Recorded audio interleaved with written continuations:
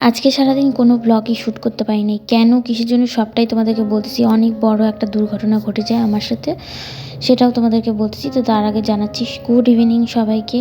আমি শিলিগুড়ি থেকে রিয়া। আমার চ্যানেলে তোমাদেরকে সবাইকে অনেক অনেক স্বাগত জানাই। তো সারাদিন যেহেতু কোনো ব্লগ শ্যুট করি নাই, এই কারণে সন্ধ্যাবেলার থেকে একটা ব্লগ শুরু করলাম। কারণ কি, সকালবেলা আবার না হলে কী দিব, ফেসবুকটা তো যেমন তেমন, ইউটিউব চ্যানেলটা তো আমাকে দিতেই হবে। কালকের ব্লগটাতে তোমরা অনেক ভালোবাসা দিছো, যারা যারা কমেন্ট করছো তাদেরকে অনেক অনেক থ্যাংক ইউ। এইভাবে আমার পাশে থেকো, তোমাদের পাশে থাকার, তোমাদের সাপোর্টের অনেক প্রয়োজন আছে। এই এখন হচ্ছে সন্ধ্যাবেলায় দেখতে পেলাম বিছানাপত্র সব ঝাড়ঝাটা দিয়ে নিলাম। এখন ঘরটাও ঝাড়ু দিয়ে নিচ্ছি ভালো করে। সারাদিন কোনো কাজকর্মই ঠিকঠাক মতন করি নাই। বর সকালবেলায় মনে করো সোয়াবিনের তরকারি রান্না করছিলো, আমি শুধুমাত্র মনে করো ভাতটা রান্না করছি। আর হচ্ছে গিয়ে তারপরেই আমি একটু বাইরে গেছিলাম, তো সেইখানেই আমার দুর্ঘটনাটা ঘটছে। আমি তোমাদেরকে বলতেছি আস্তে আস্তে সবই। তো হচ্ছে রিয়ানের ঠাম্মি বাঁধাকপি, তারপরে ভেন্ডি, আলুর চচ্চড়ি, আলু ভাজা, এই সমস্ত রান্না করে দিয়ে গেছিলো। আমার যেহেতু শরীরটা একদমই আর চলতেছিল না, হাত পা প্রচণ্ড পরিমাণে কাঁপতেছিল। আজকে সকালবেলা হয়েছেটা কি, আমি সকালে আজকে জুম্বাতে যে গেছি, আমার মাথাটা কেন যেন প্রচণ্ড ঘোরাচ্ছিল। ওখানেও কয়েকজন দিদিরা দেখছে, তো অতটা আমিও ইসে করি নাই, আর ওরাও অতটা ধ্যান দেয় নেই। এক দুইবারই আমি নাচতে নাচতে গোল গোল যে ঘুরে, তখন আমি বুঝতে পারলাম যে আমার মাথাটা ঘুরাইলো। তো যাই হোক, তারপরে আমি ঘরে আসিনি, চা খাবো, দেখতেছি চায়ের তো দুধ নাই। তো ওর বাবাকে বললাম যে অনেকক্ষণ, রিয়ানের বাবাকে বললাম যে আমাকে দুধের প্যাকেট এনে দাও। ও বলতেছে যে তুমি যাও তুমি যাও।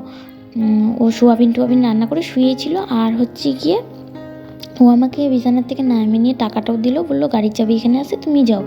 তো আমি আর বেশি কিছু বললাম না, যে সকাল সকাল রান্নাবাড়িটাও করে দিল। এখন আবার বারবার করে বলতেছি দোকানে যাইতে, থাক। আবার সকালে মনে করো 8টার সময় উঠে নিয়ে স্কুলে গেছে, আজকে আমি যাই নাই। তো এই কারণে কীভাবে আমি বললাম থাক আমি যাই। ওকে কয়েকবারই বলছি, তারপরে ও যেতে চাইলো না, জন্য আমি গেলাম। গিয়ে নিয়ে আমি রীতিমতনে গিয়েছি দোকানে, আমি দুধের প্যাকেট নিয়ে আসি। নিয়ে এসে বাড়ির সামনে আইসে নিয়ে গাড়িটাকে করো দাঁড় করাবো, সেখানে আমার হাতে এতটা গিয়ার বাইরেই যাচ্ছে, আমি বুঝতেই পারলাম না। এইভাবে আমি ব্রেক করে গাড়িটাকে দাঁড় করাবো, স্ট্যান্ড করাবো আমাদের স্ল্যাবটার মধ্যে, আমি আর কিছুতেই পারতেছি না। আর না, আমার যেন কেমন একটা লাগতেছে, মাথাটা এমনভাবে ঘুরাই গেছিলো তখন, আমি কোনোভাবেই আমি গাড়িটাকে থামাইতেই পারতেছি না। তারপরে ভাগ্যিস ভালো, আর 2 আঙ্গুল হলে পরেই আমি ড্রেনের মধ্যে একদম পড়ে যাইতোই। আমি একদম ড্রেনের মধ্যে গিয়ে চুপকানি খাইতাম, আর দাঁত মুখ তো ভাঙতোই সাথে। তো ঠাকুরের কৃপায় আমি হচ্ছে কি একদম ড্রেনটাকে ক্রস করে আমি হচ্ছে কি ড্রেনটা সাইডে পড়ছে। আর হচ্ছে কি একটু গাড়িটার মাথাটা হ্যান্ডেলটা বেঁকে নিয়ে আমি ঘাসের মধ্যে গিয়ে পড়ছি। তো সেরকমভাবে ঠাকুরের আশীর্বাদে লাগে নাই, তবে আমার একটা আঙ্গুলের মধ্যে পায়ের খুব লাগছে, প্রচণ্ড ব্যথা হয়েছে, ওটা ফুলেও গেছে। কীভাবে কী হয়ে গেল আমি কিচ্ছুই বুঝতে পারলাম না। আজকে মাথাটা কেন এরকম ঘুরাইলো। তো এইভাবেই আমার আজকে দুর্ঘটনাটা ঘটে গেল। আর আবার রিয়ান স্কুল থেকে আইসে নিয়ে উপরের ঘর থেকে নিচে সিঁড়ি দিয়ে নামতে যায়, ধাপ ধাপ করে নামতেছিল, নামতে নামতে বাস সিঁড়ির থেকে পড়ে যায়। পুরা পা ছুলে গেছে, একদম লাল হয়ে গেছে, নীল হয়ে গেছে, সাইডগুলোতে একদম লাল লাল রক্ত রক্ত বেরিয়ে গেছে, ছুলে নিয়ে বিতিকিচ্ছা অবস্থা। আজকে জানি না কেন এরকম হলো। তো মার বাড়িতে তারপরে আমি গেলাম, গিয়ে আর ওখানে বেলতলা আছে, সেখানে আমি জল টল ঢেলে আসলাম, যে ঠাকুর কী ভুল হয়েছে ক্ষমা করো, জানি না কেন এরকম হচ্ছে, সবাইকে ভালো রেখো, এরা এই আর কি। দেখো একটা কি একটা বড় সড়ো কোনো বিপদ হয়ে গেলে, ঠাকুর না করুক এরকম হয়, কিন্তু খুবই মুশকিল, তাই না? কষ্টটা তো শরীর দিক দিয়েও হয় আর সব দিক দিয়েই হয়। তো সন্ধ্যাবেলা এই যে চাটা খাইলাম, তারপরে রিয়ানকে গান টান করাইলাম, এখন পড়তে বসাবো। আর এদিকে ওর বাবা অনেকগুলো সবজি নিয়ে আসছে, এখন লঙ্কা বাইছে দিচ্ছে।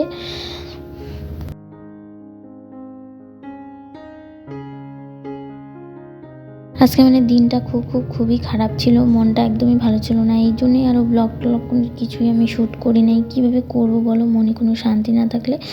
আর তোমরা দেখতে পেলে আমি একটু খোঁড়ায় খোঁড়ায় হাঁটতেছি, কারণ আমার পায়ের মধ্যে প্রচণ্ড ব্যথা করতেছে। আঙুলটা তো একদম ফুলে গেছে, টসটসা হয়ে গেছে। আর আমার রিয়ানের পাটাও অনেকটা চলে গেছে। দাঁড়াও, এখনই তোমাদেরকে আমি দেখাচ্ছি ওকে ঘরে নিয়ে গিয়ে। তখন একটু ভিডিও করছিলাম, কারণ সারাদিন তো উন্নাই উন্না না, রুমাল বাঁধা ছিল, মলমটা দিয়ে রুমালটা বাইরে রাখছিলাম যাতে মলমটা থাকে। আর এখন হচ্ছে কি, এই যে সেই দিন যে আমি পায়েস বানাইছিলাম সেই পায়েসটা এখনও রয়ে গেছে, তো এটা না খেলে তো নষ্ট হয়ে যাবে। এখন এটা খাই নিচ্ছি আর রিয়ানকে পড়তে বসেছি। দেখো মানে শরীরের মধ্যে যে অত বড় একটা ব্যথা পাইছে, কিন্তু কোনো ভ্রুক্ষেপই নাই, উদলা গায়ে হয়ে বসে আছে। তো এখন আমার একটু রাগ হচ্ছিলো, তারপরে ক্যামেরাটা বন্ধ করে খুব বকা দিলাম। তারপরে পড়াশোনা শেষ, এখন বাজে গেছে প্রায় 9টা। মানে গান টান করে পড়তে বসছিলো, তো তাও আজকে মনে করো রিভিশন তো শুধু এখন দিচ্ছে, এই কারণে হয়ে গেছে।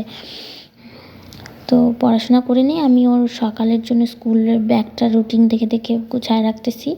যদিও এখন রুটিন দেখতে দেখতে অনেকটাই মুখস্থ হয়ে গেছে, এখন মানে শেষে এসে মুখস্থ হয়ে গেছে, এখন তো এলকেজি প্রায় শেষের দিকে।